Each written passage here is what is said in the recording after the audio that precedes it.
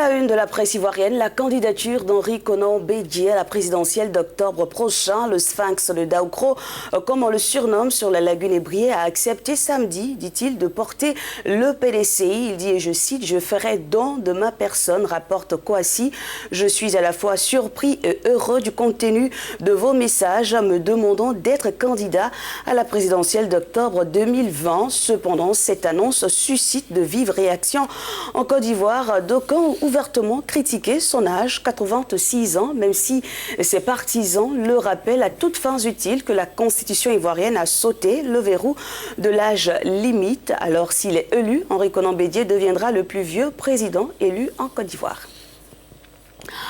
Tout autre chose, en Ouganda, la haute cour de Kampala a autorisé les prisonniers et la diaspora à exprimer désormais son droit de vote, et cela se fera dès le vote de 2021. Cette annonce fait suite à une pétition déposée en 2018 par un avocat ougandais, Stephen Kalali, qui dénonçait une ségrégation ou encore une discrimination du fait que ces deux catégories d'Ougandais n'ont pas le droit d'être inscrits sur les listes électorales. Un cri finalement entendu par le tribunal. Et on va terminer avec un petit portrait des deux candidats à l'élection présidentielle de demain mardi au Malawi. Il est fait par Atlas Info.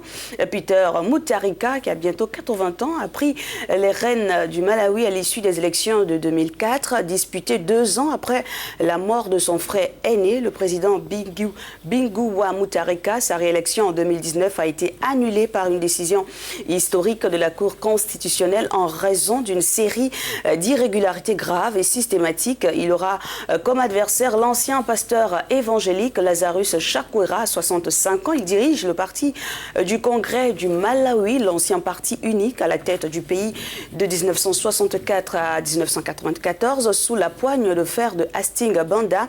Depuis, le parti a perdu tous les scrutins nationaux et tentera de se relancer. Voici pour la presse du continent. On s'intéresse à ce qui fait l'actualité en dehors de nos frontières.